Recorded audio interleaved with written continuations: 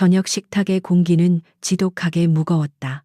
낡은 형광등이 깜빡이며 금이 간 벽지와 눅눅한 장판을 희미하게 비추었고, 김치가 시큼하게 익어가는 냄새와 값싼 된장찌개에 짠 내가 한데 뒤섞여 허름한 빌라의 작은 부엌을 가득 채웠다.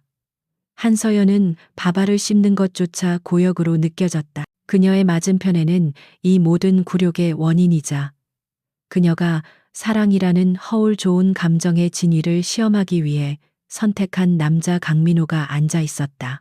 그는 마치 세상의 모든 무게를 짊어진 듯한 지친 얼굴로 그저 묵묵히 밥을 입으로 가져갈 뿐이었다.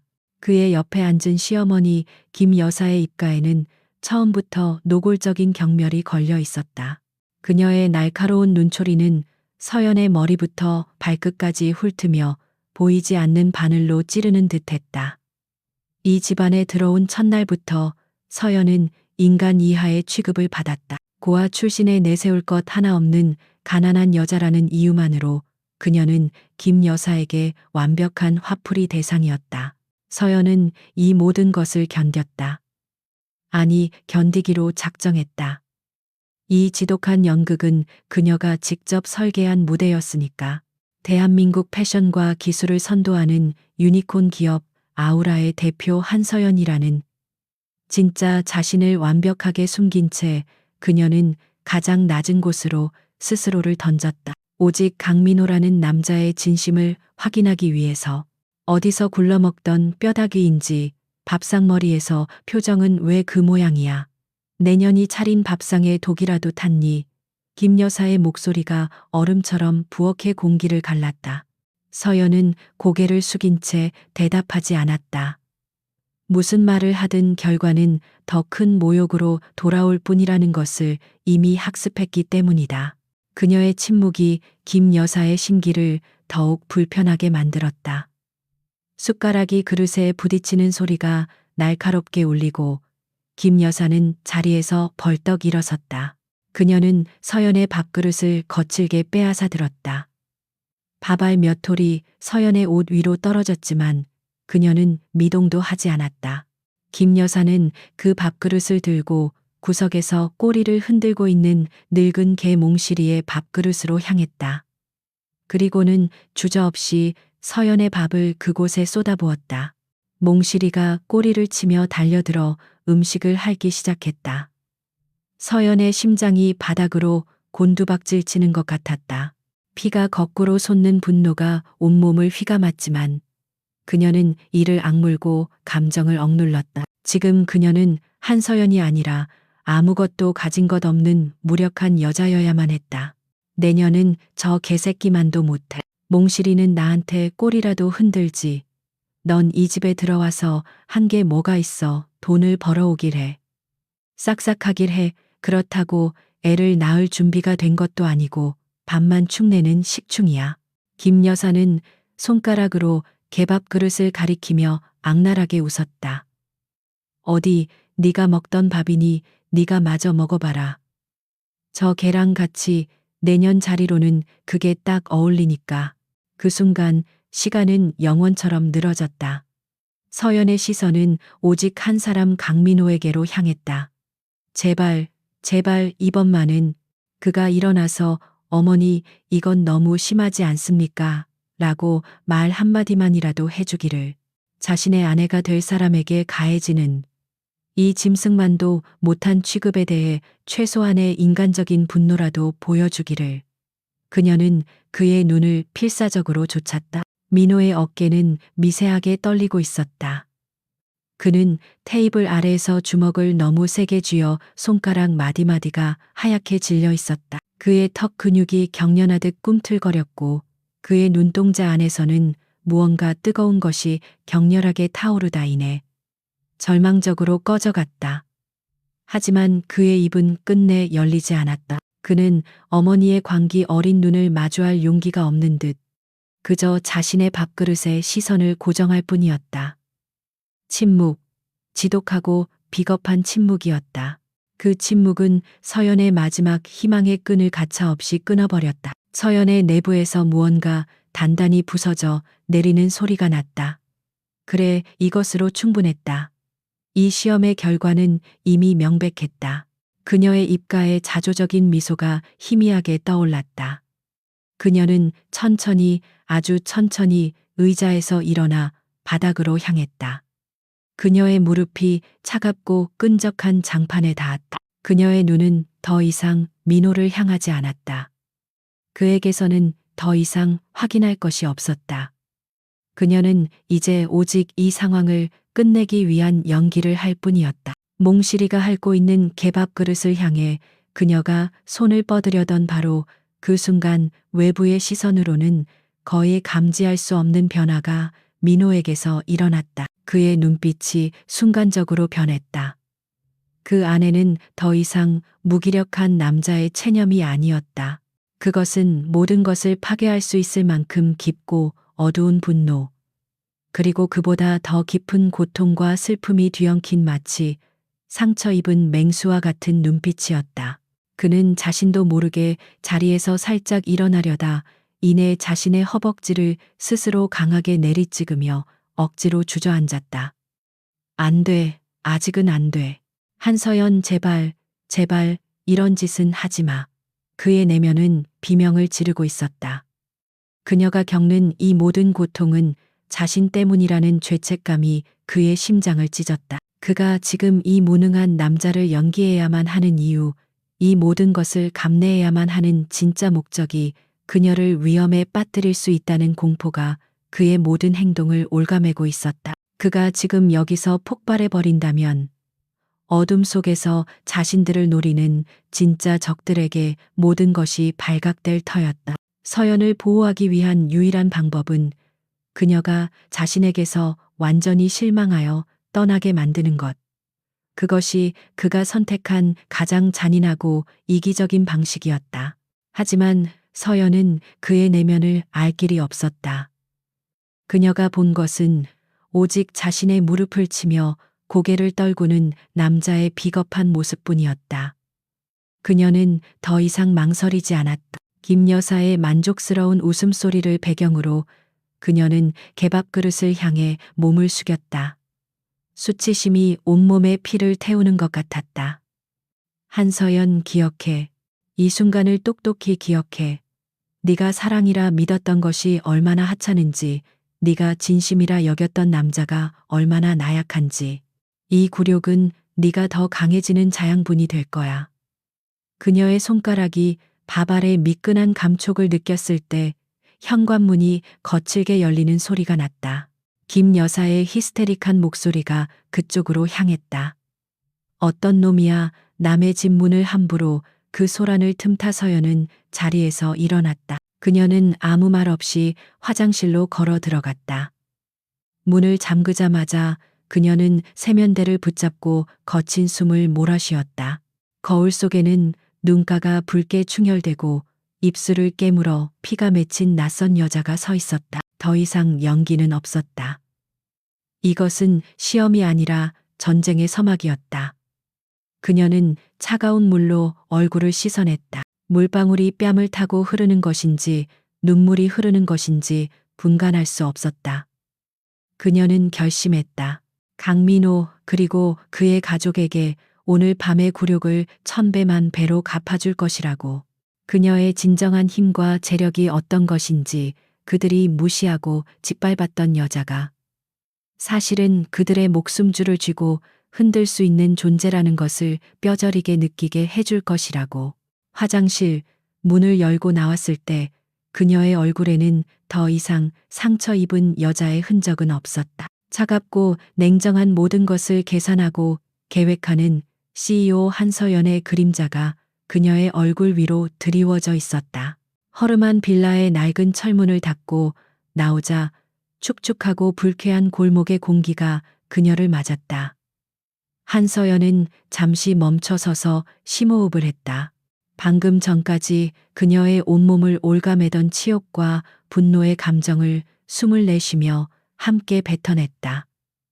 어둠 속에서 그녀의 눈빛은 위험할 정도로 차갑고 단단하게 빛나고 있었다. 골목 모퉁이를 돌자 그곳에는 마치 다른 차원에서 온 존재처럼 검은색 마이바흐 한 대가 조용히 대기하고 있었다. 운전석에서 내린 조 비서가 재빨리 다가와 뒷좌석 문을 열고 90도로 허리를 숙였다.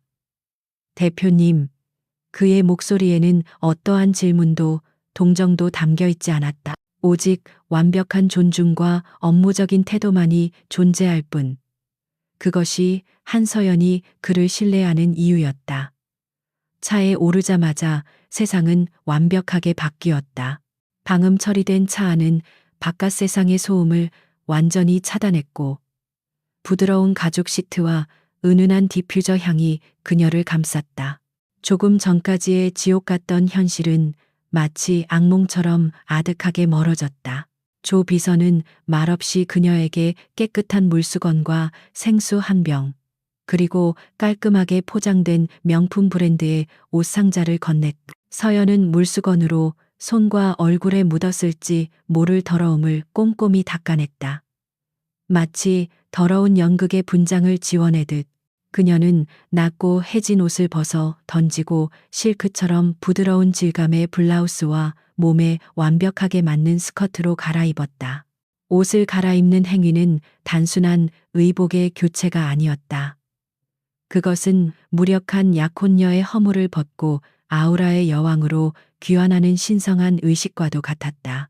마지막으로 그녀가 하이힐에 발을 넣는 순간 그녀의 자세는 꼿꼿해졌고 눈빛은 전장의 장수처럼 날카로워졌다. 보고해. 그녀의 목소리는 낮고 차분했지만 그 안에는 강철 같은 의지가 서려 있었다. 조 비서는 태블릿 PC를 켜서 그녀에게 건넸다. 이클립스 그룹과의 프로젝트 페르소나 1차 협상 미팅이 1시간 뒤 이클립스 본사에서 있습니다. 권지혁 대표가 직접 참석할 예정입니다. 화면에는 권지혁의 사진과 이력이 떠 있었다. 완벽한 학벌 흠잡을 데 없는 경영 능력, 그리고 부드러운 미소 뒤에 감춰진 냉철함까지. 그는 언론에서 황태자라 불리는 남자였다. 서연의 입가에 냉소가 어렸다. 황태자라. 그녀는 그런 부류의 인간들을 혐오했다. 태어날 때부터 모든 것을 손에 쥔 채 세상의 모든 것을 자신의 발 아래 둘 수 있다고 믿는 남자들. 그녀의 뇌리에 잊고 싶었던 과거의 상처가 스쳤다. 5년 전 그녀가 아버지의 회사에서 막 경영 수업을 받기 시작했을 때 만났던 남자. 그는 재벌가의 후계자였고 그녀에게 세상 가장 달콤한 말로 사랑을 속삭였다. 그녀는 처음으로 마음을 열고 모든 것을 주었다. 하지만 그가 원했던 것은 그녀가 아니라 그녀의 배경과 회사를 집어삼킬 기회뿐이었다. 배신을 알게 된 날 그는 비웃으며 말했다. 너 같은 여자에게 진심을 기대한 건 아니겠지. 돈이 없었다면 누가 널 쳐다보기나 했겠어. 그 말은 독화살처럼 그녀의 심장에 밝혔고 그녀는 그날 이후로 사랑을 믿지 않게 되었다. 그래서 강민호를 만났을 때 그의 평범함과 소박함이 오히려 그녀의 마음을 끌었다. 어쩌면 이 남자라면 돈이 없는 자신을 진심으로 사랑해 줄지도 모른다는 마지막 희망. 그러나 오늘 밤 그 희망은 산산조각이 났다. 아니 어쩌면 그녀는 처음부터 답을 알고 있었을지도 모른다. 이 시험은 진심을 확인하기 위한 것이 아니라 세상에 진심 따위는 없다는 것을 스스로에게 증명하기 위한 잔인한 과정이었을 뿐. 마이바흐가 강남의 심장부에 위치한 아우라의 사옥 앞에 멈춰섰다. 통유리로 지어진 미래적인 디자인의 건물은 그 자체로 한서연의 성공을 증명하는 트로피였다. 직원들은 그녀의 등장에 일제히 허리를 숙였고 넓은 로비에는 그녀의 하이힐 소리만이 또렷하게 울려 퍼졌다. 그녀의 개인 집무실은 최상층에 위치해 서울의 야경을 한눈에 내려다볼 수 있었다. 그녀는 거대한 통유리 창 앞에 서서 도시의 불빛들을 바라보았다. 저 수많은 불빛 아래에서 강민호와 그의 어머니는 지금쯤 자신을 욕하며 잠자리에 들었을 것이다. 그들은 상상조차 하지 못하리라. 자신들이 무시하고 짓밟은 여자가 바로 이 도시의 가장 높은 곳에서 그들의 운명을 내려다보고 있다는 사실을. 서연은 잠시 눈을 감았다. 복수 계획이 머릿속에서 체계적으로 그려졌다. 강민호의 집안을 파산시키는 것은 너무 간단하고 시시하다. 그녀는 그들이 가장 소중하게 생각하는 것, 그들의 자존심과 희망을 아주 천천히 고통스럽게 짓밟아줄 생각이었다. 그리고 그 계획의 첫 번째 단계는 바로 이클립스 그룹과의 전쟁이었다. 1시간 뒤 서연은 이클립스 그룹의 본사 최상층 회의실에 앉아 있었다. 아우라의 미래적인 분위기와는 달리 이곳은 대리석과 원목으로 꾸며져 깊은 역사와 권위를 뽐내고 있었다. 무거운 침묵 속에서 회의실 문이 열리고 권지혁이 모습을 드러냈다. 사진보다 훨씬 더 압도적인 존재감이었다. 그는 값비싼 맞춤 정장을 입고 있었지만 그를 빛나게 하는 것은 옷이 아니었다. 그의 눈빛은 깊이를 알 수 없는 호수처럼 고요하면서도 상대의 모든 것을 꿰뚫어 보는 듯한 예리함을 담고 있었다. 그는 부드럽게 미소 지으며 서연에게 악수를 청했다. 처음 뵙겠습니다. 이클립스 그룹 대표 권지혁입니다. 한서연 대표님의 명성은 익히 들어왔습니다. 그의 손은 따뜻하고 단단했다. 하지만 서연은 그 예의 바른 미소 뒤에 숨겨진 날카로운 계산을 놓치지 않았다. 그녀 역시 비즈니스적인 미소로 화답했다. 만나서 반갑습니다, 권 대표님. 오늘 이 자리가 양사에 모두 유익한 시간이 되길 바랍니다. 협상은 시작부터 팽팽한 탐색전이었다. 프로젝트 페르소나는 아우라의 AI 기술과 이클립스의 유통망을 결합하는 대규모 프로젝트였다. 이클립스 측은 자신들의 우월한 자본과 인프라를 내세워 아우라의 기술에 대한 더 큰 지분을 요구했다. 그러나 서연은 한치의 물러섬도 없었다. 그녀는 날카로운 데이터 분석과 미래 시장에 대한 통찰력으로 이클립스 측 변호사와 임원들의 주장을 조목조목 반박했다. 그녀의 목소리는 부드러웠지만 그 안에 담긴 논리는 비수처럼 날카로워 상대방의 허점을 파고들었다. 권지혁은 대부분의 시간 동안 침묵을 지키며 그녀를 관찰했다. 그는 흥미로움을 느꼈다. 수많은 비즈니스 상대를 만나봤지만 한서연처럼 아름다우면서도 동시에 강인하고 우아하면서도 치명적인 무기를 숨기고 있는 사람은 처음이었다. 그녀는 마치 잘 훈련된 검객 같았다. 불필요한 움직임 없이 오직 상대의 급소만을 노리는. 마침내 그가 입을 열었다. 한 대표님의 논리는 완벽합니다. 하지만 비즈니스는 논리만으로 움직이지 않죠. 때로는 과감한 결단과 신뢰가 더 큰 결과를 가져오기도 합니다. 그의 말은 부드러운 압박이었다. 신뢰를 명분으로 더 많은 것을 내놓으라는 무언의 요구. 서연은 찻잔을 들어 우아하게 한 모금 마신 뒤 잔을 내려놓으며 말했다. 신뢰는 말로 쌓는 것이 아니라 동등한 관계와 합리적인 조건 위에서 피어나는 것이라 생각합니다. 권 대표님, 저희 아우라는 기술을 파는 회사가 아니라 미래를 만드는 회사입니다. 그 미래의 가치를 헐값에 넘길 생각은 없습니다. 두 사람의 시선이 허공에서 부딪혔다. 회의실의 다른 사람들은 숨조차 제대로 쉴 수 없었다. 그것은 단순한 협상이 아니었다. 두 마리의 최상위 포식자가 서로의 영역을 확인하는 팽팽한 기싸움이었다. 결국 그날 협상은 어떠한 결론도 내지 못한 채 끝났다. 하지만 두 사람 모두 알고 있었다. 이것은 끝이 아니라 진짜 게임의 시작이라는 것을. 집무실로 돌아온 권지혁은 비서에게 지시했다. 한서연 대표. 그녀에 대한 모든 것을 알아봐. 사적인 부분까지 하나도 빠짐없이. 그는 창밖을 내다보며 방금 전의 만남을 떠올렸다. 알 수 없는 끌림과 동시에 강한 경쟁심이 솟아올랐다. 한편 자신의 차 안에서 서연은 조 비서에게 말했다.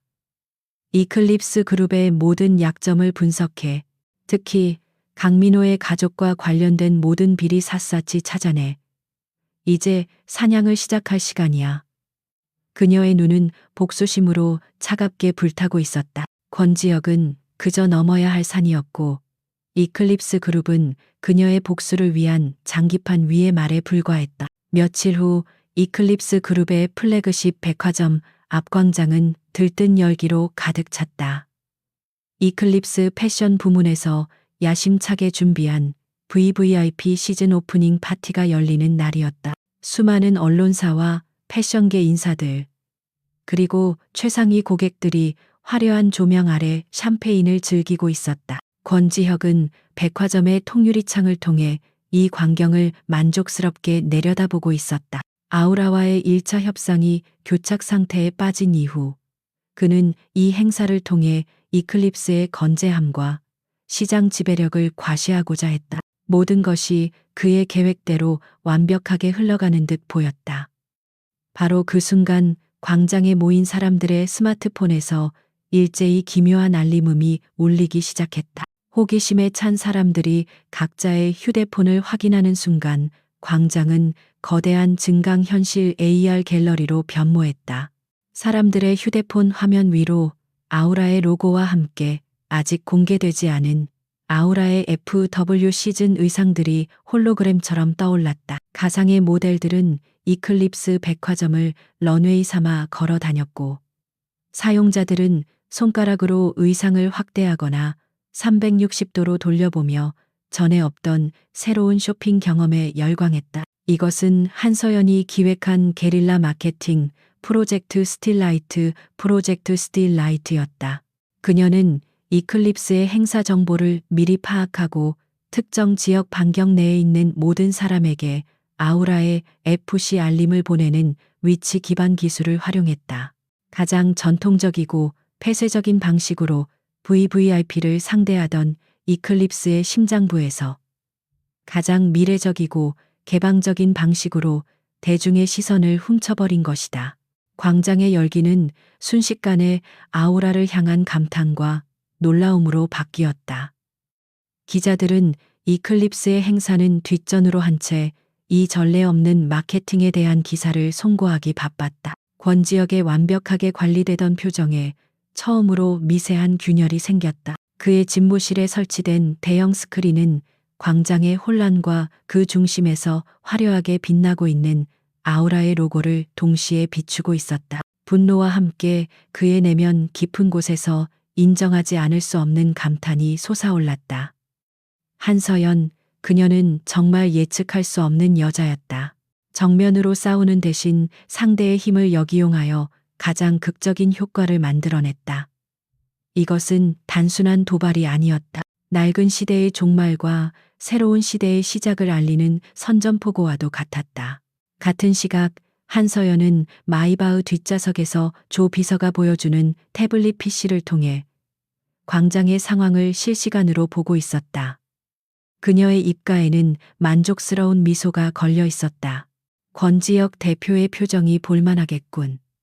그녀의 승리는 짜릿했다. 그러나 차가 강민호가 사는 동네의 어두운 골목으로 접어들자 그녀는 다시 가면을 써야만 했다. 화려한 승전보를 뒤로하고 그녀는 다시 초라하고 무력한 약혼녀의 역할로 돌아가야 했다. 그녀가 현관문을 열고 들어서자 김 여사가 팔짱을 낀 채 살기등등한 표정으로 그녀를 기다리고 있었다. 어디서 뭘 하다 이제 기어들어와 내년이 파트타임으로 일한다는 편의점 사장한테 전화해봤더니 오늘은 근무도 아니라고 하더군. 또 어떤 놈팽이랑 붙어먹다 온 거야. 서연은 그저 고개를 숙였다. 그녀가 만들어낸 가짜 아르바이트가 거짓말이었음을 김 여사가 확인했다는 사실은 중요하지 않았다. 어차피 그녀는 늘 새로운 이유를 만들어 서연을 괴롭힐 것이었다. 대답 안에 인연이 이제 무시하는 것까지 배워왔나. 김 여사는 다용도실을 가리켰다. 그곳에는 산더미처럼 쌓인 빨랫감이 있었다. 자신과 민호의 옷뿐만 아니라 김 여사가 일부러 모아둔 퀴퀴한 냄새가 나는 걸레와 행주까지 뒤섞여 있었다. 오늘 밤 안에 저거 다 손으로 빨아놔. 세탁기 돌릴 전기세도 아까우니까. 내년처럼 쓸모없는 손 이런 데라도 써야지. 서연은 아무 말 없이 차가운 타일 바닥에 쪼그려 앉았다. 한밤중에 다용도실에는 냉기만 가득했다. 그녀는 고무장갑도 없이 차가운 물에 손을 담갔다. 얼음장 같은 물이 피부를 파고들며 뼈마디를 시리게 했다. 조금 전까지만 해도 수천억짜리 프로젝트를 지휘하며 세상을 움직이던 손은 이제 악취나는 걸레를 비비고 있었다. 아이러니한 상황에 허수음이 나왔다. 그녀는 묵묵히 빨래를 했다. 거친 비누가 그녀의 손을 핥히었고 허리와 어깨는 끊어질 듯 아파왔다. 김 여사는 옆에 서서 그렇게 힘이 없어서야 어디다 쓰겠냐. 친정에서 뭘 배우고 자란 거냐 등의 폭언을 쉬지 않고 쏟아냈다. 서연은 귀를 닫았다. 그녀의 머릿속은 오직 복수 계획으로 가득 차 있었다. 이 손으로 반드시 저 여자의 모든 것을 빼앗고 말 것이다. 이 차가운 물의 감촉, 이 지독한 냄새, 이 뼛속까지 파고드는 모멸감, 절대로 잊지 않을 것이다. 시간이 얼마나 흘렀을까.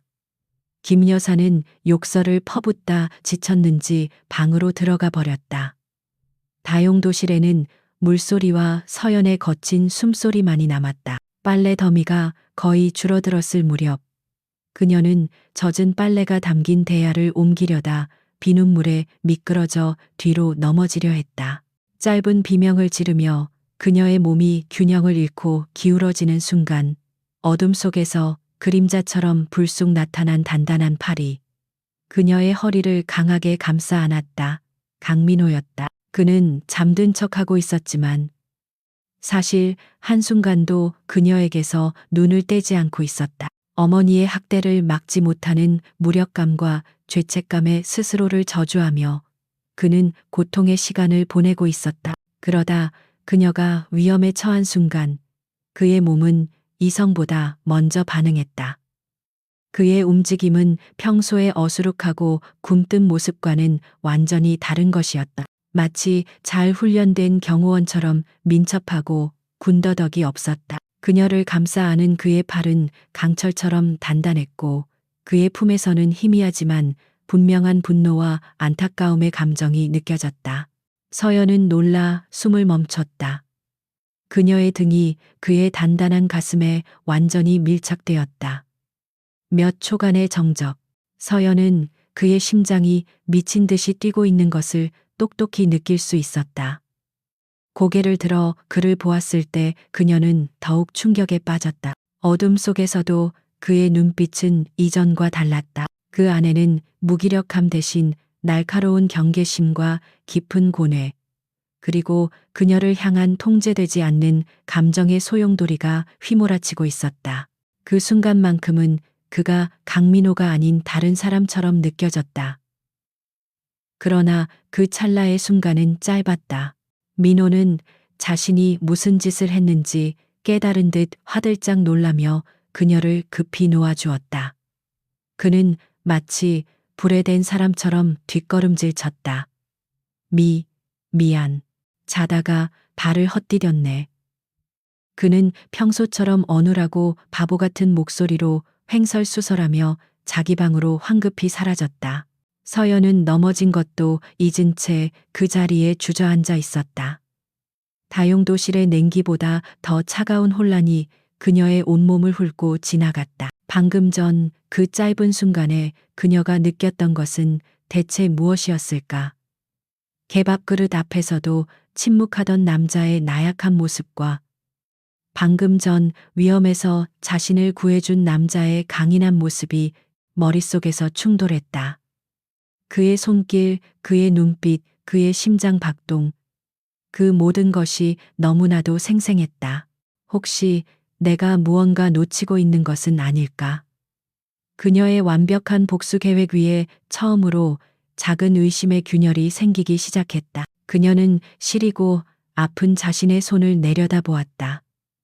이 손이 감당해야 할 것은 이제 단순한 복수가 아닐지도 모른다는 예감이 들었다. 강민호라는 남자는 그녀가 생각했던 것보다 훨씬 더 복잡하고 위험한 비밀을 품고 있는 것 같았다.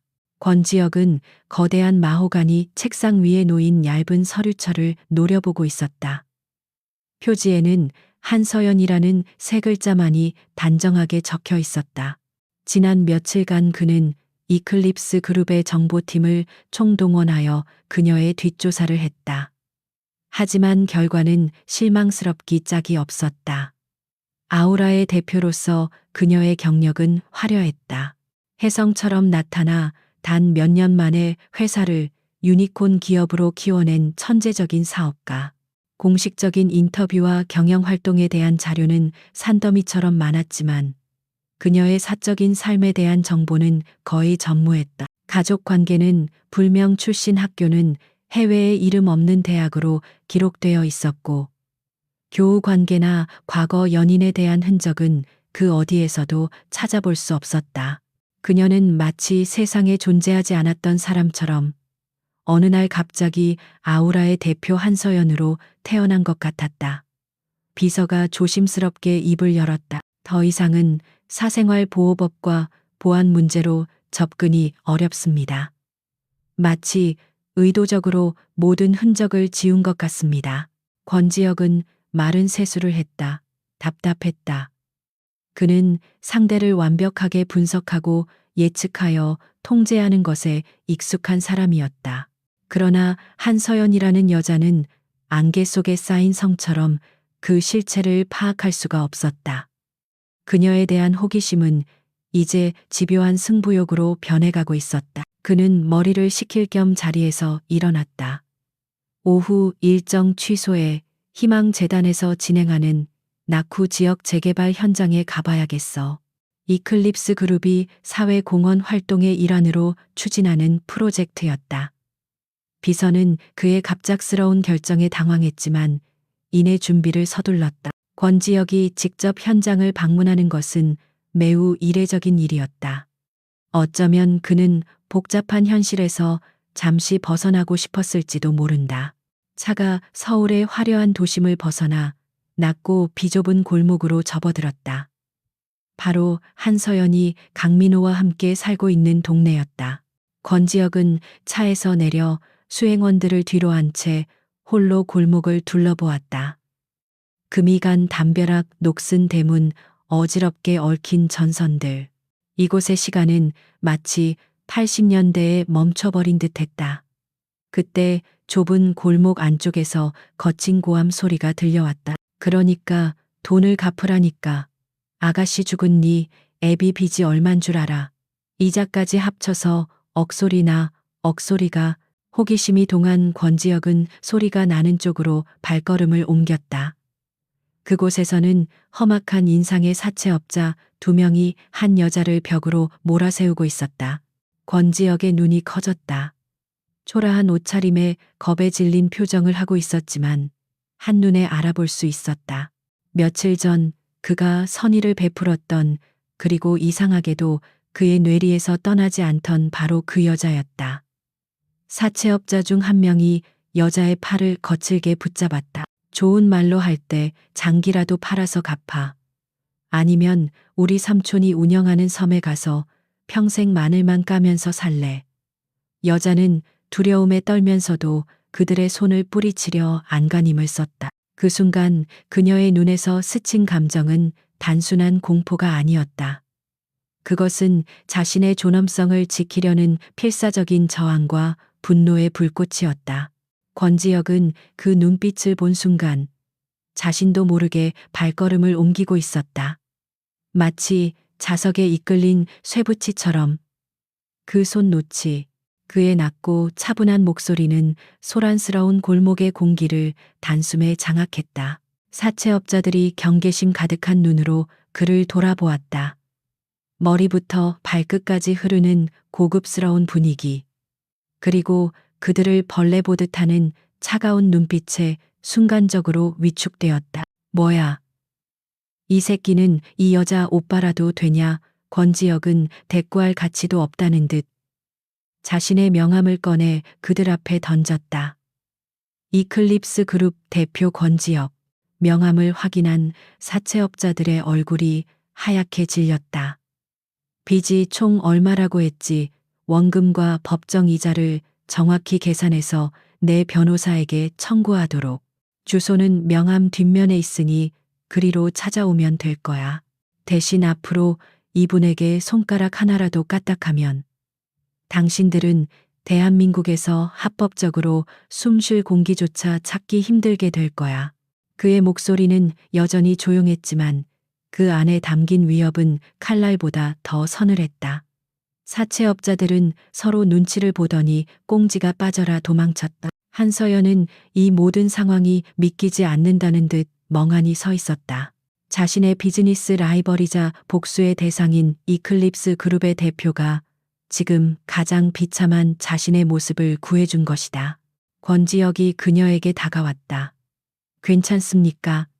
그의 눈에는 진심 어린 걱정이 담겨 있었다. 서연은 자신도 모르게 뒷걸음질 쳤다. 위험했다. 이 남자가 자신을 알아보지 못하게 해야 했다. 그녀는 고개를 푹 숙인 채 중얼거렸다. 감사합니다. 하지만 신세 질 수 없습니다. 그 돈은 제가 어떻게든 갚겠습니다.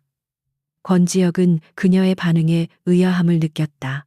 보통의 사람이라면 감사 인사를 하며 도움을 청했을 텐데 그녀는 오히려 경계하며 선을 그었다. 가난에 찌든 모습이었지만 그녀의 목소리와 태도에서는 쉽게 꺾이지 않는 자존심이 느껴졌다.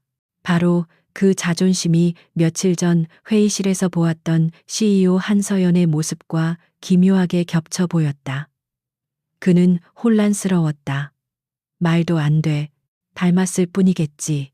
그는 지갑을 열어 수표 몇 장을 건네려 했다. 이걸로 우선 급한 불부터 끄고, 그러나 서연은 고개를 저으며 그의 손을 밀어냈다. 필요 없습니다. 제 문제는 제가 알아서 해결합니다. 그녀는 짧게 목례를 하고는 서둘러 골목을 빠져나갔다. 권지혁은 그녀가 사라진 자리를 한참 동안 바라보았다. 그녀의 초라한 뒷모습과 그녀가 남긴 강렬한 인상이 그의 마음속에서 좀처럼 지워지지 않았다. 집으로 돌아온 서연은 아직도 심장이 거칠게 뛰고 있었다. 최악의 상황이었다. 하필이면 권지혁이라니. 만약 그가 무언가 눈치챈다면 모든 계획이 수포로 돌아갈 수도 있었다. 그녀가 현관에 들어서자마자 김 여사가 기다렸다는 듯이 튀어나와 그녀의 뺨을 갈겼다. 이 재수없는 년 동네 창피하게 사채업자까지 끌어들여 당장 이 집에서 나가. 서연은 뺨을 감싸 쥐었다. 고통스러웠지만 그녀의 머리는 차갑게 돌아가고 있었다. 위기를 기회로 만들어야 했다. 그녀는 눈물을 글썽이며 일부러 더 불쌍한 목소리로 말했다. 어머니, 죄송해요. 하지만 저들도 이상한 소리를 했어요. 돌아가신 저희 아버지가 아니라 돈을 숨겨둔 아들이 빚을 갚아야 한다고. 그 순간 김 여사의 귀가 번쩍 뜨였다. 그녀는 서연의 팔을 잡아채며 다그쳤다. 뭐 돈을 숨겨둔 아들, 그게 무슨 소리야. 서연은 어깨를 떨며 교묘하게 거짓말을 이어갔다. 잘은 모르겠지만 민호 씨 이름 비슷한 걸 말하는 것 같았어요. 저희 집에 돈 많은 아들이 있지 않냐고. 김 여사의 눈빛이 순간적으로 변했다. 탐욕스러운 의심이 그녀의 눈을 가득 채웠다. 그녀는 서연을 노려보던 시선을 거두고 방 안에서 아무것도 모른 채 TV를 보고 있는 아들 강민호에게로 향했다. 그동안 무능하고 한심하게만 보였던 아들이 어쩌면 자신 몰래 거액의 돈을 숨겨두고 있을지도 모른다는 망상이 그녀의 머릿속을 지배하기 시작했다. 서연은 그 모습을 지켜보며 속으로 차갑게 웃었다. 그녀는 성공적으로 자신의 위기를 적의 내부 분열을 일으키는 불씨로 바꿔놓은 것이다. 한서연이 심어놓은 의심의 씨앗은 김 여사의 탐욕을 자양분 삼아 맹렬하게 자라났다. 그날 이후 김 여사는 아들 강민호를 더 이상 쓸모없는 농팽이가 아닌 어딘가에 거액의 비자금을 숨겨둔 파렴치한으로 대하기 시작했다. 그녀는 민호가 퇴근하고 돌아오면 그의 옷 주머니를 뒤지고 그의 낡은 가방을 샅샅이 살폈으며 심지어는 그가 자는 동안 방을 뒤지는 일도 서슴지 않았다. 집안은 매일같이 시끄러운 소란으로 가득 찼고 민호는 어머니의 히스테릭한 집착을 말없이 견뎌냈다. 그는 언제나처럼 피곤하고 무기력한 표정으로 그 모든 수색을 당해주었지만 서연은 그의 눈에서 이전에는 보지 못했던 미세한 변화를 포착했다. 어머니가 등을 돌리는 찰나 그의 입가에 스치는 경멸적인 냉소나 모든 것을 꿰뚫어 보는 듯한 차가운 시선 같은 것들. 그것은 아주 짧은 순간이었지만 서연의 등골을 서늘하게 만들기엔 충분했다. 지난밤 다용도실에서 느꼈던 강인한 팔의 감촉과 날카로운 눈빛이 다시금 떠올랐다. 그녀는 더 이상 이 남자를 얕잡아 봐서는 안 된다는 본능적인 경고를 느꼈다. 그가 연기하고 있는 이 무능함에 가면 뒤에는 상상 이상의 거대한 비밀이 숨겨져 있을 터였다. 결심을 굳힌 서연은 직접 움직이기로 했다. 다음 날 아침 그녀는 가짜 아르바이트에 몸이 아프다는 핑계로 전화를 하고 옷장에서 가장 눈에 띄지 않는 어두운 색의 옷과 얼굴을 가릴 수 있는 깊은 모자를 꺼내 입었다. 전문적인 인력을 동원할 수도 있었지만 이번만큼은 자신의 눈으로 직접 확인하고 싶었다. 강민호라는 남자의 정체를 알아내는 것은 이제 단순한 시험이나 복수가 아니었다. 그것은 자신의 안위와 직결된 문제일 수도 있었다. 그녀는 민호가 낡은 서류 가방을 들고 집을 나서는 것을 보고 일정한 거리를 유지하며 조심스럽게 뒤를 따랐다. 그는 버스를 타고 지하철로 갈아탔다. 그의 동선은 평범한 회사원의 출근길처럼 보였지만 어딘가 부자연스러웠다. 그는 일부러 사람이 많은 칸만 골라 탔고 역에 내리기 직전에 급하게 반대편 문으로 몸을 옮기는 등 마치 누군가의 미행을 의식하는 듯한 행동을 반복했다. 서연은 그가 단순한 사람이 아님을 확신했다. 그녀는 단연간의 비즈니스 세계에서 익힌 동물적인 감각과 치밀함으로 아슬아슬하게 거리를 유지하며 그의 뒤를 쫓았다. 몇 시간을 헤맨 끝에 그가 최종적으로 도착한 곳은 회사가 밀집한 도심이 아닌 한강변의 인적이 드문 공원이었다. 서연은 거대한 다리 교각 뒤에 몸을 숨기고 그의 동태를 살폈다. 민호는 주위를 한번 둘러본 뒤 강가에 있는 벤치에 앉았다. 잠시 후 값비싼 정장을 입은 중년의 남자가 그에게 다가와 90도로 허리를 숙였다. 서연은 숨을 죽였다. 남자의 얼굴은 낯이 익었다. 이클립스 그룹의 핵심 임원 중 한 명인 박상무였다. 그녀가 이클립스에 대해 조사하며 보았던 사진 속 인물이었다. 그런데 그런 대기업의 임원이 왜 강민호 같은 남자에게 깍듯이 고개를 숙이는 것일까? 박상무는 주변을 살피며 낮은 목소리로 말했다. 도련님, 이렇게 위험한 곳에서 계속 지내시면 어떡합니까? 회장님, 아니 강 회장 대행이 도련님의 행방을 찾으려고 혈안이 되어 있습니다. 도련님, 그 한마디에 서연의 머릿속은 하얗게 비는 것 같았다. 심장이 바닥으로 떨어져 산산조각 나는 기분이었다. 강민호는 더 이상 어수룩한 회사원이 아니었다. 그는 벤치에 깊숙이 몸을 기댄 채 다리를 꼬고 앉았다. 그의 자세와 분위기는 순식간에 변해 있었다. 무기력함은 사라지고 그 자리에는 오랜 시간 권력의 중심에 있었던 사람에게서나 느껴지는 타고난 위엄과 냉철함이 자리 잡고 있었다. 괜찮아, 박상무. 가장 안전한 곳은 가장 위험한 곳에 있는 법이지. 그들이 설마 내가 이런 곳에 숨어 지내리라고는 상상도 못할 테니까. 그의 목소리는 낮고 차분했지만 그 안에는 서슬퍼런 분노가 담겨 있었다. 2년 전 그날의 진실을 밝히기 전까지는 나는 죽은 사람이나 마찬가지야. 나를 나락으로 떨어뜨린 배신자를 내 손으로 직접 끌어내릴 때까지는. 박상무는 안타까운 표정으로 서류 봉투를 내밀었다. 그동안 조사한 자료입니다. 하지만 쉽지 않습니다. 그들이 모든 증거를 교묘하게 인멸했습니다. 민호는 서류를 받으며 씁쓸하게 웃었다. 가장 믿었던 삼촌에게 뒤통수를 맞았으니 그 정도 준비는 했겠지. 그의 말에 서연은 다시 한번 충격을 받았다.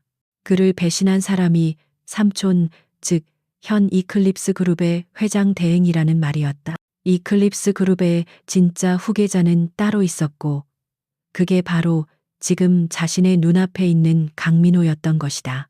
모든 퍼즐 조각이 한꺼번에 맞춰졌다. 그의 침묵, 그의 인내, 그의 기묘한 행동들. 그것은 비겁함이나 나약함이 아니었다. 모든 것을 잃고 복수의 칼날을 갈며 때를 기다리는 왕의 은신이었다. 그렇다면 자신은 그의 거대한 복수극 속에서 자신은 어떤 존재였을까? 그가 자신과 결혼하려 한 것은 자신의 평범함을 방패막이 삼기 위해서였을까? 아니면 그조차도 모르는 또 다른 이유가 있는 것일까? 그녀의 머리 쏘은 수만 가지 질문으로 폭발할 것 같았다. 그녀가 한 남자의 진심을 시험하려 했던 유치한 연극은 사실 거대한 음모와 배신이 소용돌이치는 진짜 전쟁터의 한복판이었던 것이다. 박상무는 무언가 더 보고하려는 듯 입을 열었다. 그의 표정은 그 어느 때보다 심각했다. 도련님, 그리고 한 가지 더 조심하셔야 할 인물이 있습니다. 강민호의 시선이 날카로워졌다. 박상무는 목소리를 더욱 낮추며 말했다. 권지혁 대표입니다. 권지혁, 그 이름이 나오는 순간 서연은 자신도 모르게 숨을 멈췄다. 자신을 위기에서 구해준 남자, 회의실에서 팽팽하게 맞섰던 비즈니스 라이벌. 그의 이름이 왜 여기서 나오는 것인가? 그는 강 회장 대행의 아들인 만큼 당연히 경계 대상입니다. 하지만 최근 그의 행보가 이상합니다. 마치 독자적으로 무언가를 파고 있는 듯한 정황이 포착되었습니다.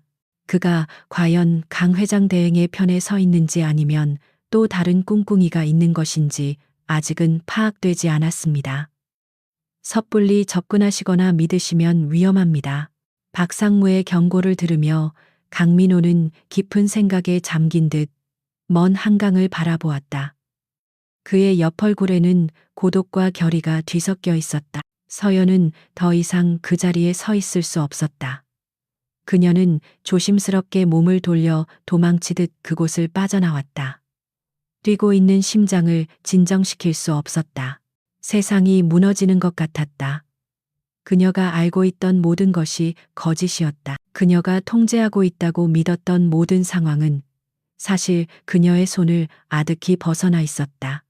강민호와 권지혁, 두 남자의 이름이 그녀의 머릿속에서 위험하게 뒤섞이며 거대한 폭풍의 서막을 알리고 있었다.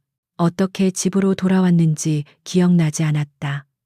한서연의 머릿속은 지진이라도 일어난 듯 모든 것이 무너져 내리고 흔들렸다.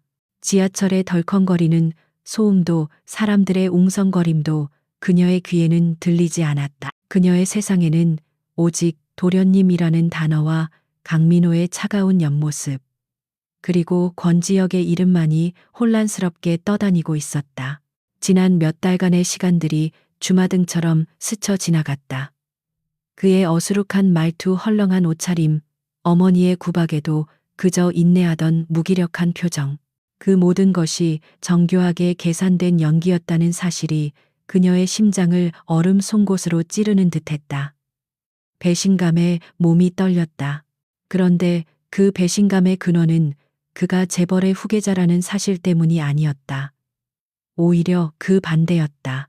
그녀는 그가 자신과 같은 보통 사람이기를, 그래서 돈이 없는 자신을 사랑해주기를 바라는 마음으로 이 모든 시험을 시작했다. 그러나 그는 그녀가 상상했던 것보다 훨씬 더 높은 곳에 있는 사람이었고 그녀의 시험 따위는 그의 거대한 비밀 앞에서 한낱 어린애의 장난에 불과했다. 그녀는 그의 진심을 시험한 것이 아니라 그의 연극 무대 위에서 노란한 어릿광대에 지나지 않았던 것이다. 그날 밤 집안의 공기는 그 어느 때보다 무거웠다. 김 여사는 새로 시작한 저녁 드라마에 빠져 있었고 서연은 아무 맛도 느껴지지 않는 밥을 억지로 삼켰다. 그녀의 시선은 맞은편에 앉은 강민호에게 고정되어 있었다. 그는 여전히 아무것도 모른다는 듯 피곤에 절은 얼굴로 묵묵히 식사를 하고 있었다. 그의 모든 행동 하나하나가 이제는 가식으로 보였다. 숟가락을 드는 각도, 국물을 떠먹는 소리, 심지어는 지친 숨소리마저도 완벽하게 계산된 연기처럼 느껴져 구역질이 났다. 식사가 끝나고 김 여사가 방으로 들어간 뒤 서연은 설거지를 하는 민호의 등 뒤로 다가갔다. 그녀는 더 이상 참을 수 없었다. 오늘 한강공원에 갔었죠. 그녀의 목소리는 낮고 차갑게 갈라져 나왔다.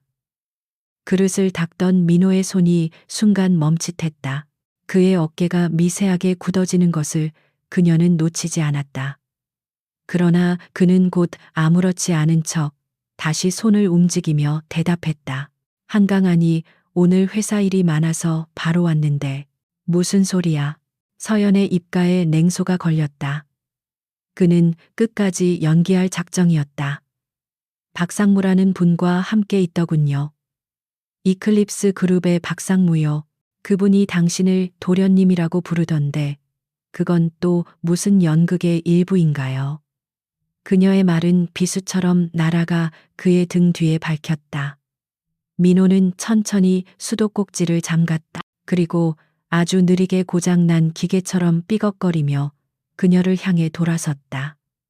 그의 얼굴에는 서연이 한 번도 본 적 없는 완전한 무표정이 자리 잡고 있었다. 모든 감정이 거세된 텅 빈 가면 같은 얼굴이었다.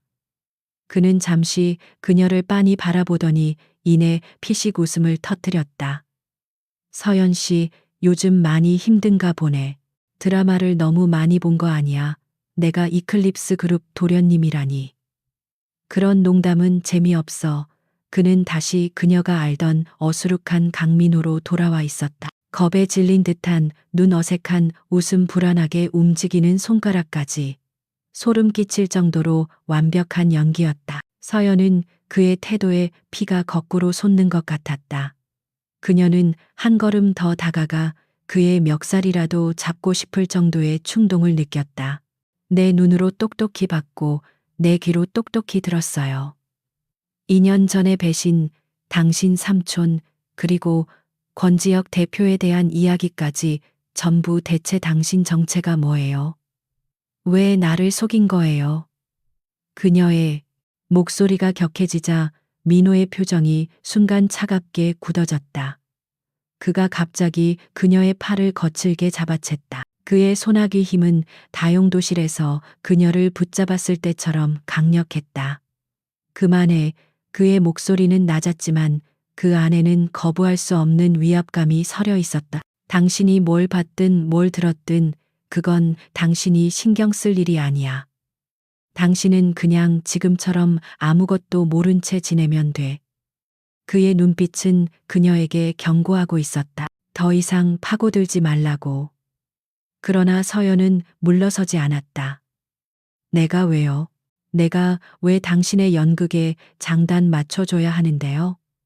그 순간 민호는 그녀의 팔을 놓고 한 걸음 물러섰다.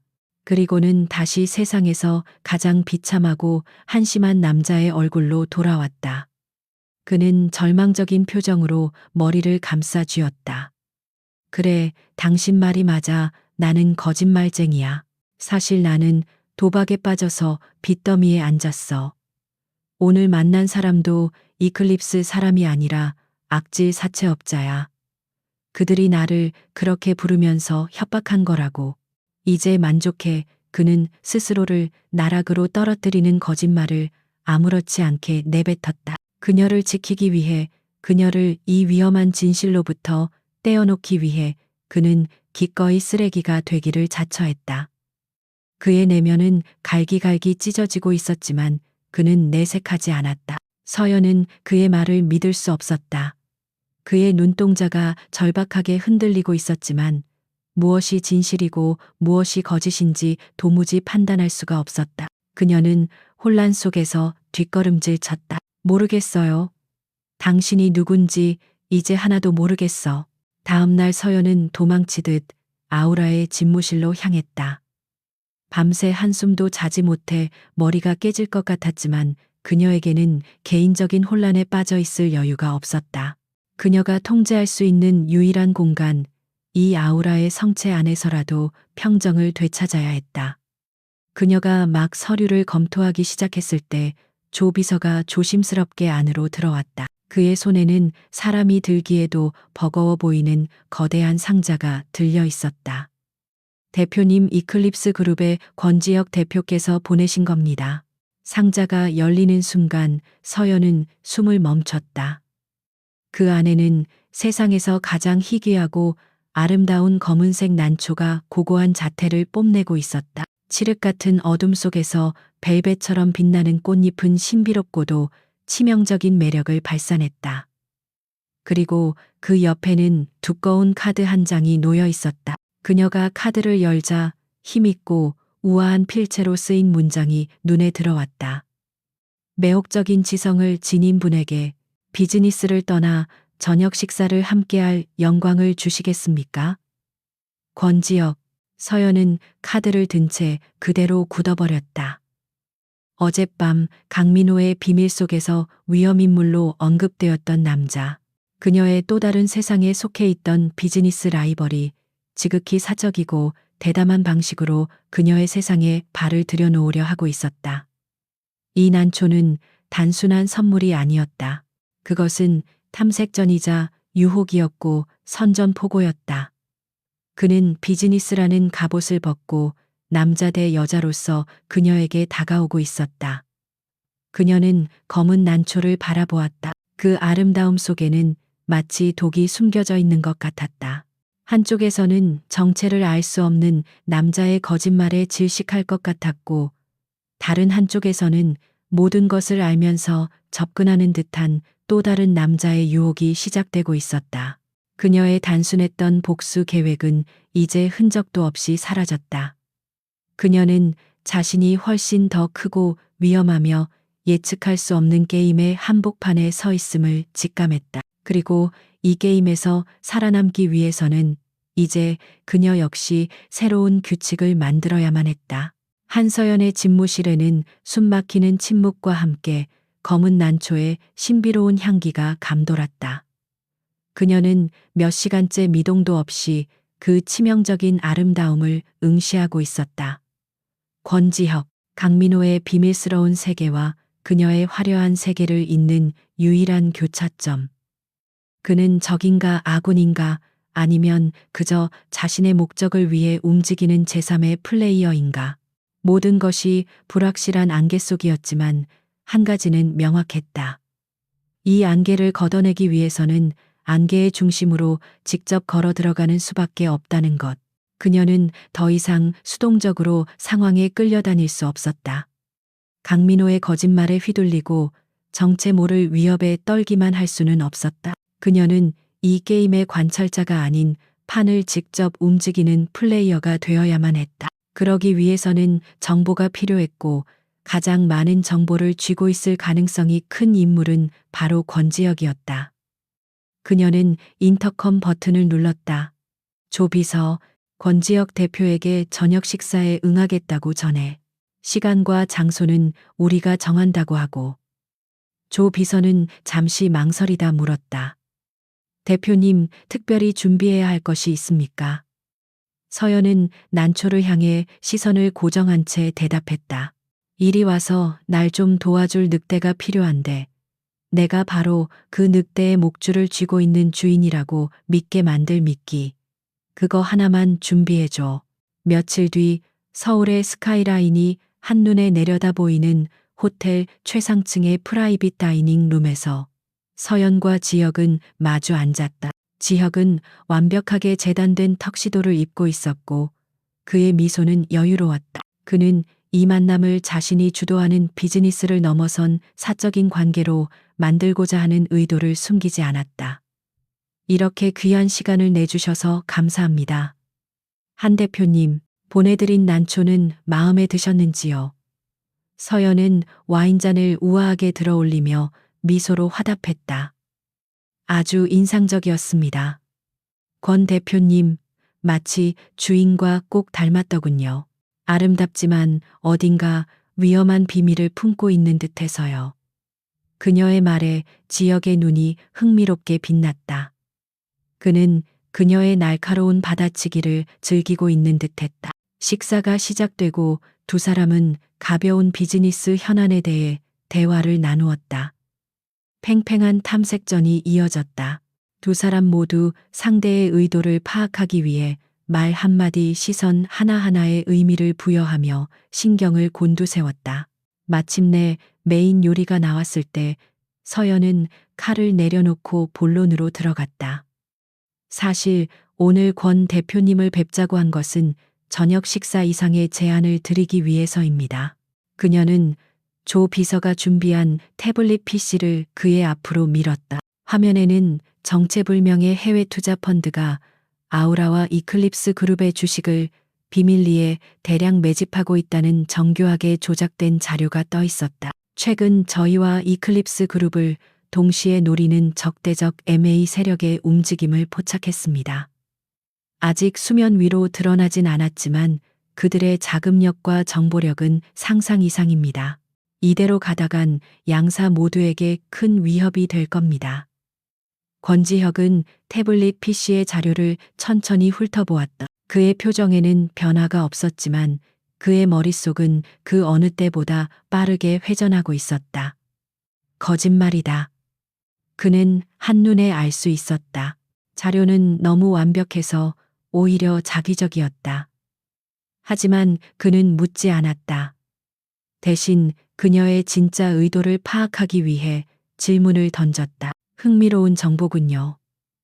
그래서 한 대표님께서 제안하고 싶은 것은 무엇입니까? 일시적인 동맹입니다. 서연은 그의 눈을 똑바로 응시하며 말했다. 공동의 적에 맞서기 위해 양사가 핵심 정보를 공유하고 방어 전략을 함께 수립하는 겁니다. 특히 적들이 노릴 만한 내부의 약점, 예를 들면 과거의 부실 채권이나 경영권 분쟁과 관련된 기록들을 서로 투명하게 공개해야 합니다. 그녀가 과거의 경영권 분쟁이라는 단어를 강조하는 순간 지혁은 그녀의 진짜 속셈을 어렴풋이 짐작했다. 그녀가 원하는 것은 현재의 정보가 아니었다. 그녀는 이클립스의 과거, 특히 2년 전 강민호가 하루아침에 모든 것을 잃었던 그 시절의 기록을 들여다보고 싶은 것이다. 왜 그는 궁금했다. 아우라의 대표인 그녀가 왜 이클립스에 잊힌 황태자에게 관심을 갖는 것일까? 하지만 그 궁금증은 그에게 불리할 것이 없었다. 오히려 그녀의 제안은 그에게도 절실히 필요한 것이었다. 자신의 아버지를 포함한 내부의 적들을 조사하기 위해서는 외부의 객관적인 시각과 도움이 필요했다. 한서연은 그가 찾던 가장 완벽하면서도 가장 위험한 파트너였다. 좋습니다. 지혁은 잠시의 침묵 끝에 와인잔을 들었다. 한 대표님의 제안을 받아들이겠습니다. 적의 적은 동지라고 했으니 우리의 위태로운 동맹을 위하여. 두 사람의 와인잔이 부딪히며 맑은 소리를 냈다. 서로 다른 목적을 숨긴 채 두 사람은 공식적으로 손을 잡았다. 그날 이후 두 사람의 비밀스러운 공조가 시작되었다. 그들은 밤늦게까지 서연의 집무실이나 지역이 마련한 안전가옥에서 만나 방대한 양의 자료를 분석했다. 처음에는 날카로운 경계와 비즈니스적인 태도를 유지했지만 함께 밤을 새우는 시간이 길어질수록 둘 사이의 벽은 조금씩 허물어졌다. 그들은 서로의 비범한 두뇌와 일에 대한 열정에 감탄했고 치열한 논쟁 속에서 기묘한 유대감을 느끼기 시작했다. 서연은 지역이 단순한 재벌 2세가 아니라 자신만큼이나 일에 미쳐 있는 워커홀릭이라는 것을 알게 되었다. 지역은 서연의 날카로운 통찰력 뒤에 숨겨진 인간적인 고뇌를 엿보게 되었다. 어느 늦은 밤, 두 사람은 2년 전 이클립스의 재무제표에서 아주 작은 숫자의 불일치를 발견했다. 너무나 사소해서 당시의 회계 감사에서도 그냥 넘어갔던 부분이었다. 하지만 서연의 직감이 그 부분을 놓치지 않았다. 이상해요.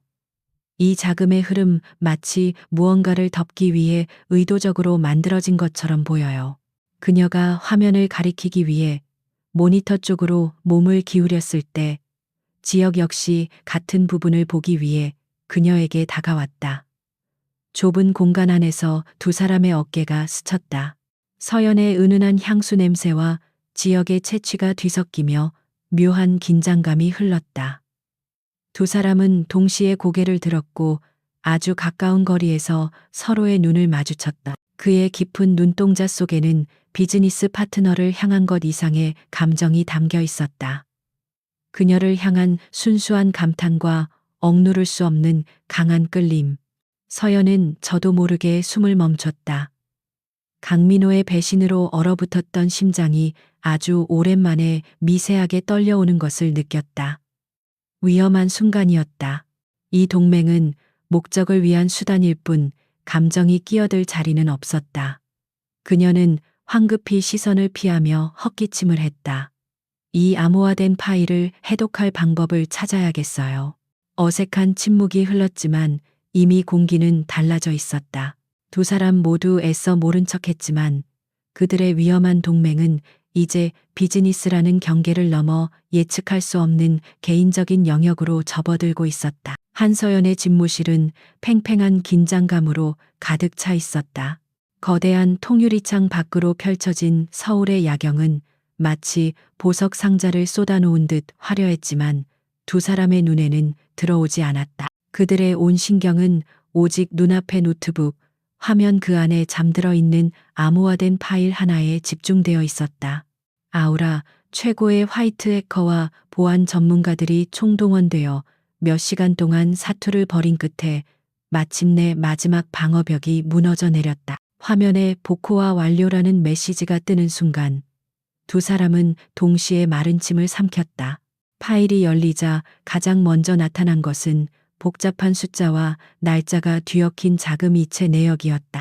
2년 전 강민호가 이클립스 그룹의 후계자 자리에서 쫓겨나기 직전에 몇 달 동안 천문학적인 액수의 돈이 여러 개의 유령 회사를 거쳐 스위스 비밀 계좌로 흘러 들어간 기록이었다.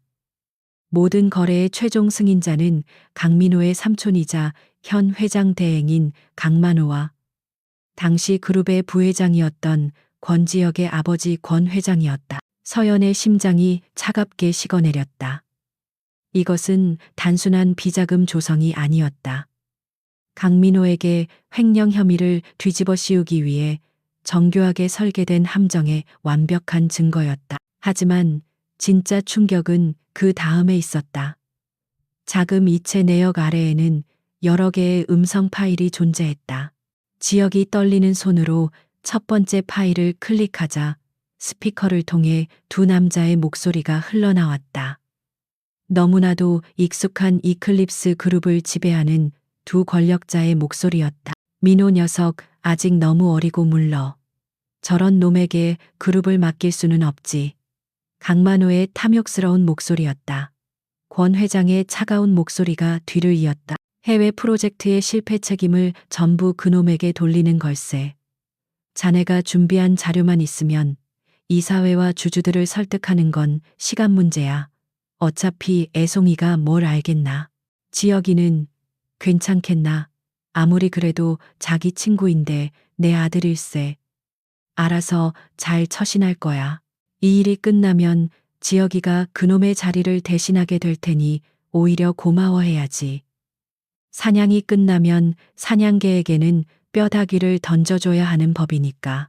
마지막 말은 등골을 오싹하게 만드는 비정함이 서려 있었다. 음성 파일이 끝나자 사무실에는 지독한 침묵이 내려앉았다.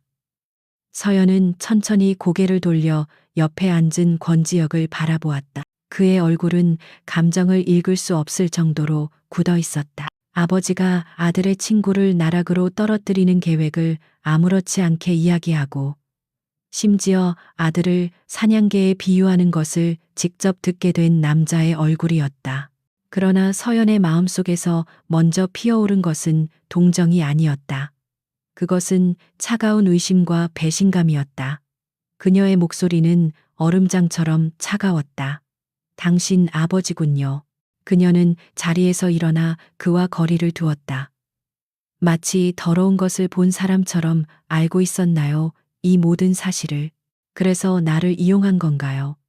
당신들, 집안의 더러운 비밀을 내 손으로 파헤치게 만들려고 이 연극의 마지막에 당신은 피해자의 아들 역할을 맡을 생각이었습니까?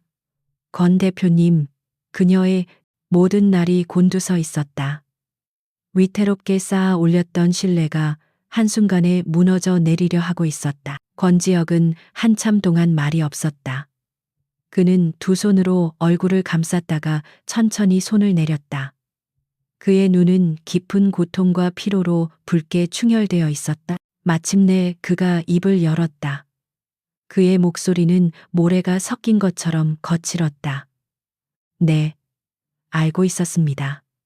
그의 담담한 긍정은 서연의 가슴에 비수처럼 밝혔다. 처음부터 모든 것을 알고 있었어요. 그는 자리에서 일어나 그녀를 마주보지 못한 채 창가로 걸어갔다. 그의 등이 외로워 보였다. 민호와 나는 어릴 적엔 형제나 다름없는 친구였습니다. 아버지가 우리 사이를 갈라놓기 전까지는요. 2년 전 아버지가 강만호 회장 대행과 손을 잡고 민호를 제거하려는 계획을 세웠을 때 나는 우연히 그들의 대화를 엿듣게 되었습니다. 그의 목소리가 가늘게 떨렸다. 세상이 무너지는 것 같았죠. 내가 세상에서 가장 존경했던 아버지가 사실은 괴물이었다는 것을 깨달았으니까요. 당장 민호에게 달려가 모든 것을 말하고 싶었지만 그럴 수 없었습니다. 당시에 나는 아무런 힘도 없었고 섣불리 움직였다가는 나까지 제거되고 모든 증거가 영원히 묻힐 게 뻔했으니까요. 그는 돌아섰다. 그의 눈에는 눈물 대신 깊은 체념과 슬픔이 고여 있었다. 그래서 나는 선택해야만 했습니다. 괴물의 아들로 충실한 사냥개로 사는 척 연기하기로 아버지가 내미는 CEO 자리를 받아들여 그룹의 중심부로 들어갔습니다. 그들의 신뢰를 얻는 동안 뒤로는 몰래 그들의 범죄 증거를 수집했습니다.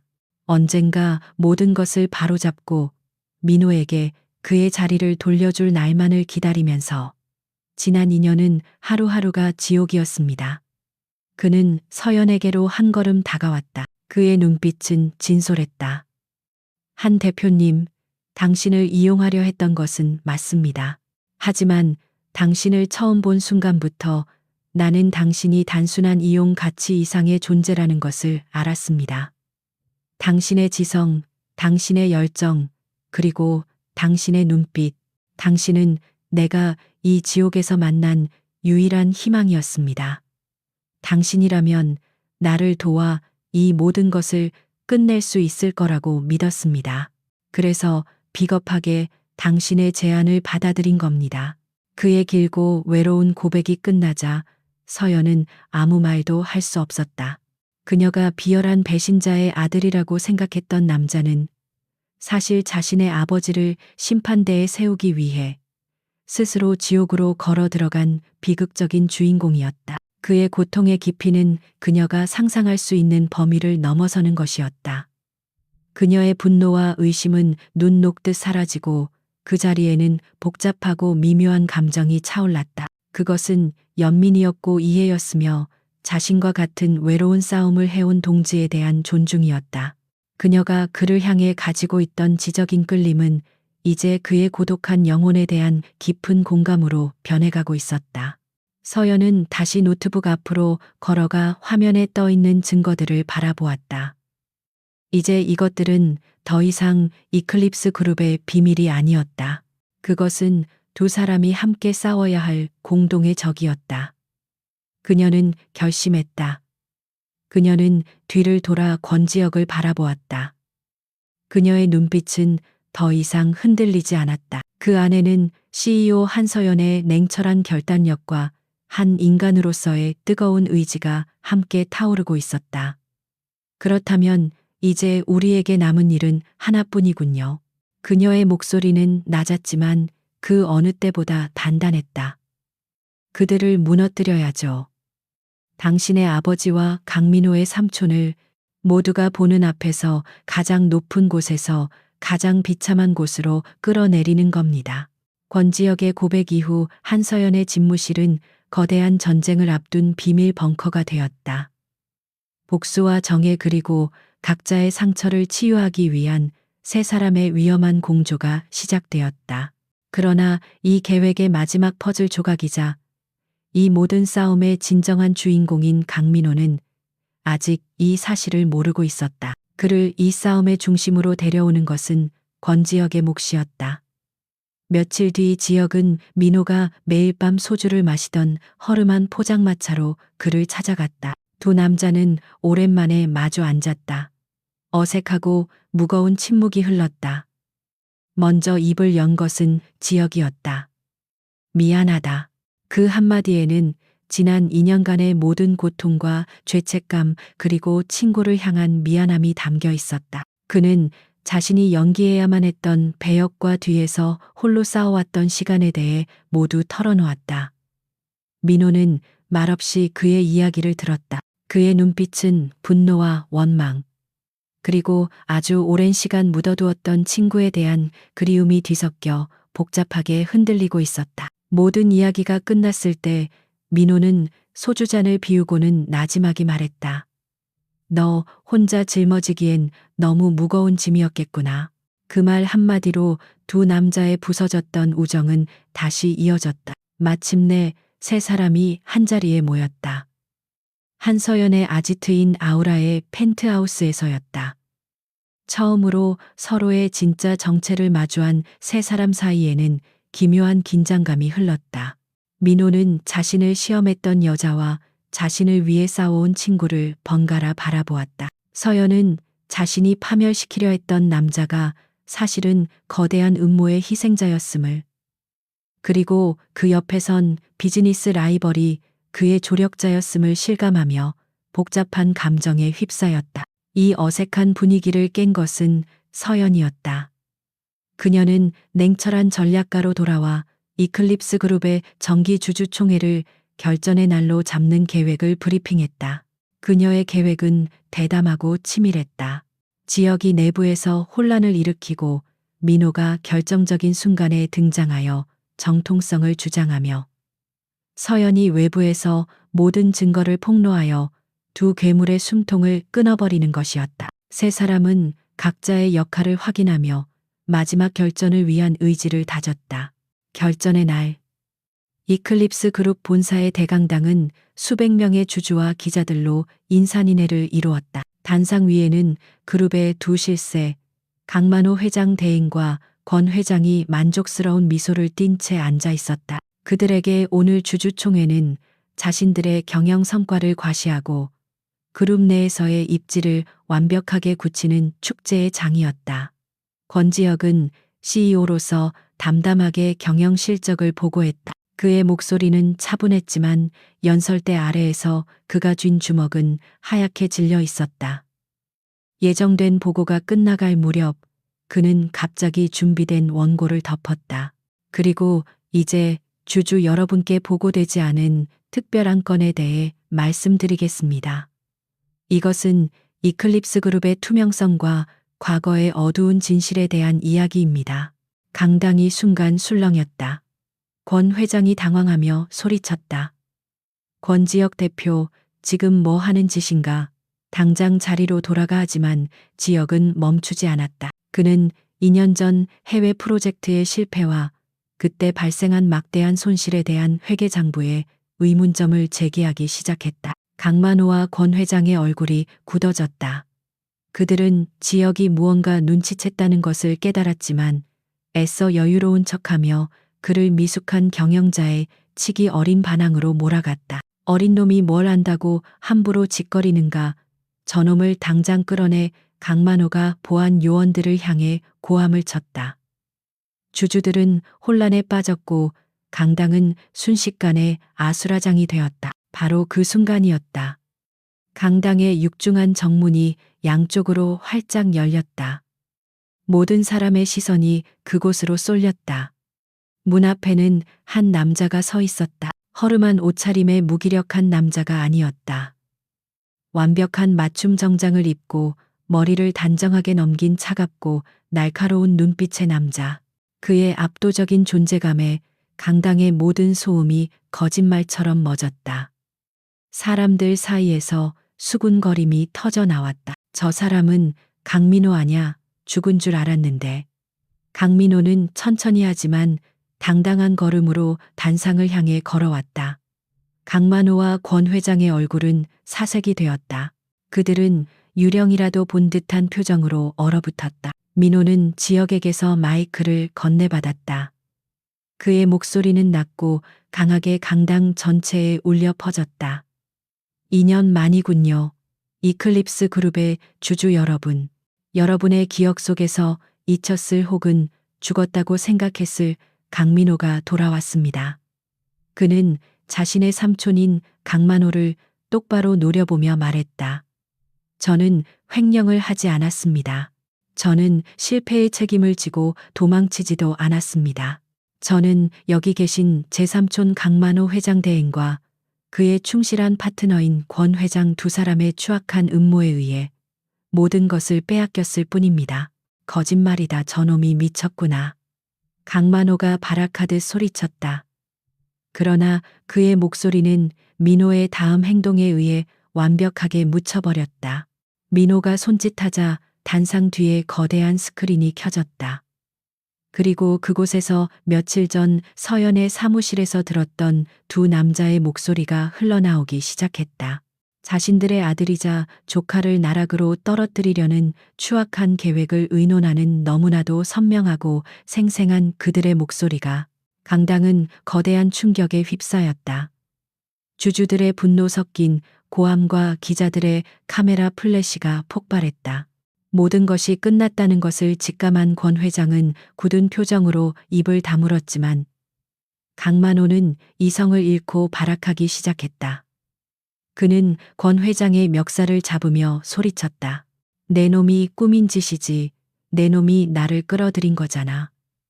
추악한 진실이 만천하에 드러나는 순간이었다.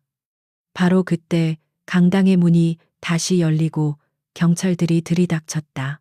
이 모든 상황은 서연의 통제 아래 한치의 오차도 없이 진행되고 있었다. 경찰들이 두 사람에게 다가가 차가운 수갑을 채웠다. 한때 그룹의 정점에서 모든 것을 호령하던 두 권력자는 이제 모든 것을 잃은 초라한 범죄자가 되어 허무하게 끌려나갔다. 모든 혼란이 끝난 후 단상 위에는 세 사람이 서 있었다. 강민호, 권지혁, 그리고 이 모든 것을 뒤에서 지휘한 한서연. 그녀는 무대 아래에서 조용히 모습을 드러냈다. 세 사람은 승리했다. 하지만 그들의 얼굴에는 기쁨 대신 이 기나긴 싸움이 남긴 깊은 피로와 상처의 흔적이 어려 있었다. 정의는 실현되었지만 그 과정에서 너무나 많은 것이 부서지고 변해버렸음을 그들은 알고 있었다. 주주총회의 폭풍이 지나간 후 세상은 새로운 질서에 적응하기 시작했다. 신문과 방송은 연일 황제의 귀환이라는 제목으로 강민호의 복귀를 대서특필했고 이클립스 그룹의 주가는 그의 등장과 함께 폭등했다. 그는 비상대책위원회를 소집하여 그룹을 빠르게 안정시켰다. 2년간의 와신 상담은 그를 더 단단하고 지혜로운 리더로 만들어 놓았다. 그의 눈빛과 결정에는 더 이상 망설임이 없었다. 한편 권지혁은 모든 사태에 대한 책임을 지고 이클립스 그룹의 모든 직위에서 조용히 사임했다. 그는 아버지의 죄를 자신의 어깨에 짊어진 채 세간의 비난과 동정을 뒤로하고 호련히 자취를 감췄다. 한서연은 다시 아우라의 여왕으로 돌아왔다. 이 모든 사건의 배후에 그녀가 있었다는 사실을 아는 사람은 거의 없었다. 그녀는 다시 완벽한 일상으로 복귀했지만 그녀의 내면은 이전과 같을 수 없었다. 그녀의 삶을 송두리째 흔들었던 길고 지독했던 연극이 마침내 막을 내린 것이다. 몇 주 후 서연은 민호로부터 만나고 싶다는 연락을 받았다. 약속 장소는 그들의 운명이 교차했던 한강변의 공원이었다. 그는 더 이상 초라한 약혼자가 아니었고 그녀 역시 가난한 고아를 연기할 필요가 없었다. 두 사람은 진짜 자신의 모습으로 아주 오랜 시간이 걸려 처음으로 서로를 마주했다. 먼저 침묵을 깬 것은 민호였다. 그는 강물을 바라보며 나지막이 말했다. 고마워요, 서연 씨. 당신의 시험이 아니었다면 나는 어쩌면 아직도 저 어둠 속에서 홀로 싸우고 있었을지도 모릅니다. 당신이 판을 흔들어준 덕분에 기회가 생겼어요. 그의 목소리에는 원망 대신 담담한 감사가 담겨 있었다. 서연은 씁쓸하게 미소 지었다. 미안해요. 나는 당신의 진심을 시험하겠다는 오만한 생각으로 당신에게 상처를 줬어요. 당신이 짊어진 고통의 무게도 모른 채 내 상처만 들여다보고 있었죠.